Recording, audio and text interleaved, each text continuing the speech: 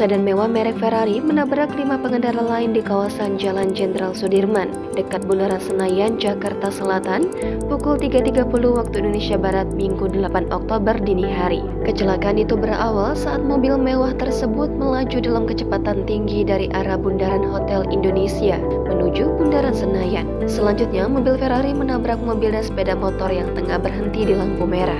Akibat kecelakaan itu, kendaraan pelaku, minibus, taksi, dan sejumlah pengendara roda 2 ringsek. Pasca kecelakaan, pengendara mobil yang diduga dalam pengaruh minuman keras sempat memukul salah satu korban. Hal itu dikabarkan oleh tayangan berita Kompas TV pagi ini. Pengendara tersebut sempat emosi dan memukul korban. Lalu pengendara yang kesal sempat merusak mobil Ferrari pelaku. Sebanyak 3 korban luka dalam peristiwa tersebut. Kasus kecelakaan ini ditangani oleh Ditlantas Polda Metro Jaya, Kasubdit Gakum Direktorat Lalu Lintas Polda Metro Jaya, AKBP Joni Eka Putra mengatakan, kejadian bermula saat pengendara mobil Ferrari berinisial RAS melaju dari arah utara menuju selatan di Jalan Jenderal Sudirman. Kecelakaan pun terjadi sebelum lampu merah Bundaran Senayan saat pengendara Ferrari itu diduga kurang berhati-hati hingga menabrak 5 kendaraan di depannya.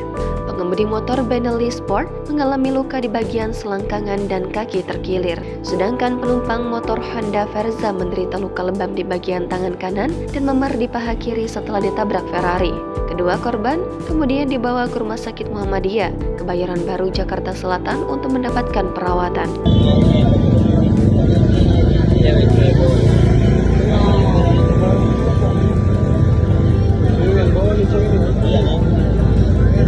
Download Tribun X sekarang, menghadirkan lokal menjadi Indonesia.